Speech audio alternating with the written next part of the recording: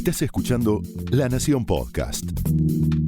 A continuación, Andrés Hatum te lleva de paseo por el mundo profesional para pensar, reflexionar y actuar en carreras extraordinarias para gente común.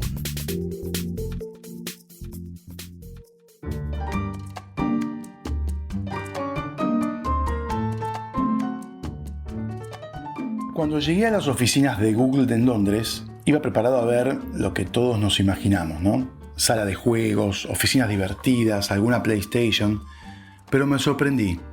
La inversión en la infraestructura era muy superior a lo que esperaba. Entre otras cosas, me encontré con un taller con impresoras 3D, para uso personal de los empleados de Google, me dijo mi interlocutor. También un jardín tropical con 1000 variantes de cafés y máquinas Nespresso. Según me explicaron en la compañía, esos lugares facilitaban el encuentro y permitían que la creatividad fluyera.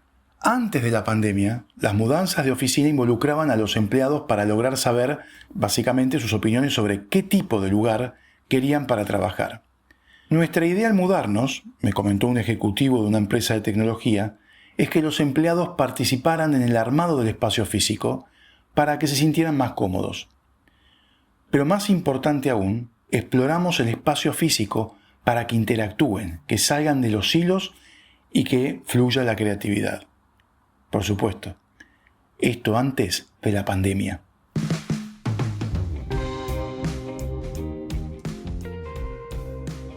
Mucho se ha escrito sobre la importancia del espacio físico para generar proyectos creativos y que la gente logre desatar sus ideas.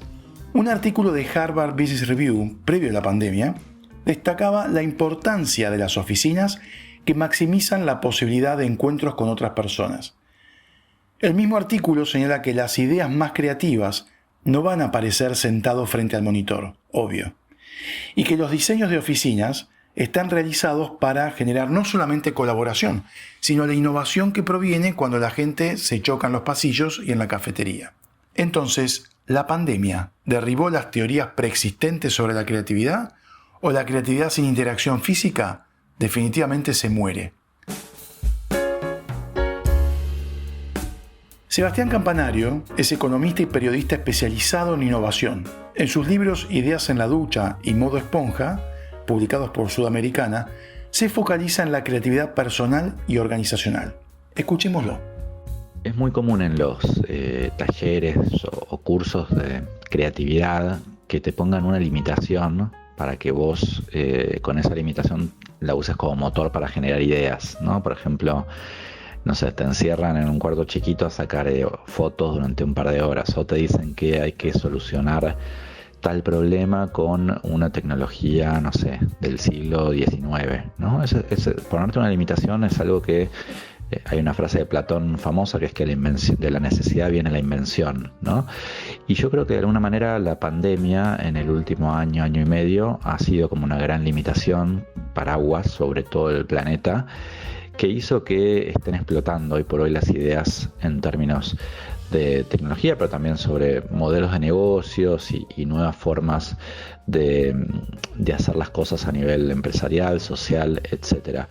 Por ahí la parte no tan buena de todo este último año y medio en materia de creatividad es que el trabajo virtual tiene un tema de que cuesta generar una confianza que es muy necesaria en procesos creativos para lograr mostrarse vulnerable, ¿no? O sea, uno sobre todo cuando está en una etapa de generación de ideas, de ideación, necesita tener confianza en el otro para decir a veces medio cualquier verdura, o sea, eso es algo habitual, y esa confianza no fluye de la misma forma cuando uno está en Zoom, en Meet o en alguna plataforma. Entonces yo creo que en algún momento empieza a fluir, pero se toma su tiempo, no es inmediata, ¿no? Por ahí es un equipo de trabajo que tiene que estar varios meses para lograr lo que a nivel presencial se logra mucho más rápido.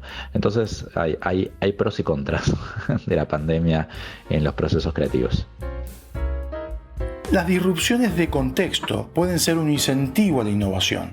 Así lo hizo durante la pandemia de la gripe española en 1918, que es el antecedente más cercano, si lo queremos ver así, a esta pandemia que estamos pasando actualmente. Decía que así lo hizo Dixie Cups. Básicamente creó algo que hoy es común en todos lados, los vasitos de papel.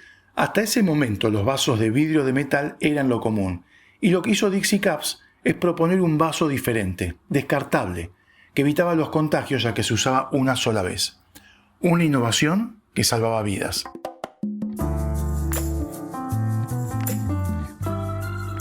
Pensemos hoy, con la pandemia producto del COVID-19, que la adopción tecnológica fue instantánea. Los códigos QR, por ejemplo, reemplazaron los menús de los restaurantes. Y si hablamos de esa industria en particular, la gastronomía se reconvirtió en servir comida en el salón a modificar y simplificar procesos para hacer delivery. Una cuestión de supervivencia. Es que básicamente no se trata de pensar fuera de la caja, sino hacia arriba de la caja, porque las paredes siguen existiendo. La pandemia y sus múltiples complejidades son de alguna forma una gigantesca limitación para el planeta. Y ese es un campo fértil para los momentos eureka, de los descubrimientos. Las vacunas se crearon en 10 veces menos tiempo que en el pasado, y en algunos casos con tecnología completamente disruptiva como el ARN mensajero. Las empresas argentinas tuvieron que cambiar formas de trabajo y paradigmas en 24 horas. ¿Cómo hicieron? ¿Qué impacto tuvieron la creatividad e innovación? Marcos Jofré es CEO de la bodega Trivento. La creatividad, de acuerdo con Jofré, es clave para el negocio, pero sufrió una transformación post-pandemia. La pandemia me cambió la manera de ver la innovación. Siempre creí que la innovación era como una bala de cañón que pegaba en la empresa y bueno, la atravesaba y generaba una innovación disruptiva en general en toda la compañía. Y a raíz de eso se cambiaba todo. Tuvimos varios ejemplos en la compañía de ese tipo de innovación disruptiva que pegaba en toda la compañía. Pero en el COVID fue distinta la situación. No fue así como una bala, sino más bien fue como perdigón, como si fuera un escopetazo donde fueron todos perdigones pequeños en todas las diferentes áreas de la compañía. Entonces sucedió que empezaron a cambiar cada área, empezó a adaptarse a la situación. Aquellas áreas que de alguna manera eran más creativas o tenían equipos más creativos, fueron encontrando un montón de soluciones. A la mano había tecnología para ayudarlos, usamos Power BI, entonces empezaron a hacer planillas para trabajo colaborativo, KPI, empezaron a usar diferentes herramientas. Incluso en las áreas agrícolas hicieron una herramienta para el seguimiento de los viñedos, donde iban poniendo fotos en una app, donde iban subiendo las fotos directamente desde el celular y podían hacer el seguimiento de cómo iba el viñedo, porque no podían visitarlo de la misma manera y para hacer un trabajo colaborativo. Esto la verdad nos permitió crecer mucho. En el caso, por ejemplo, de nuestra tienda online, de Scorcha.com, en nuestro caso lo que pasó fue que, trabajamos muchísimo para ponerla a punto. Si bien la teníamos, había que trabajar mucho en la tecnología y logramos que la tienda anduviera muy bien, creciera mucho en venta y fue increíble cómo nos mostró que había lugares del país donde no teníamos buena distribución o no llegábamos y se producían ventas, así que también nos dio muchísima información. De alguna manera esta fue la forma que fuimos encontrando y de hecho hoy podemos disfrutar de ser la marca número 10 de venta de vino a nivel global en Inglaterra y ser una de las marcas que más crecieron en el retail en lo que es bebidas junto con Corona y Heineken. Así que de alguna manera esa adaptación y esa creatividad se vio en toda el área. Entonces, ¿cuál es la actitud y comportamiento que debemos tener para impulsar la creatividad durante la pandemia? Kevin Cashman, consultor de Conferri y autor de The Post Principle, reporta que, de acuerdo a su investigación con ejecutivos, las mejores ideas aparecen cuando se realiza ejercicio o en la ducha, similar al título del libro de Campanario. Cortar con la actividad rutinaria también puede impulsar la creatividad. Es fácil para el cerebro desarrollar una visión de túnel cuando uno está tapado de trabajo. Hay momentos donde la mente necesita liberarse y fluir. Cashman sugiere en este caso que los líderes no solo tienen que actuar muy rápido producto de incertidumbre, también deben generar pausas más profundas. ¿Cómo lograrlo?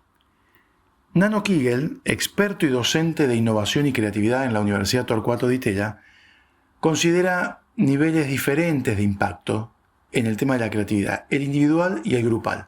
Escuchémoslo. La creatividad requiere un estado de flow y, para alcanzarlo, debemos minimizar las amenazas del entorno. La pandemia ha exacerbado nuestros miedos y temores en casi todos los aspectos de la vida, haciendo que sea aún más relevante generar espacios seguros de creación en nuestros trabajos. Estos espacios deben permitir que cada uno de los colaboradores pueda mostrarse vulnerable y explorar nuevos caminos.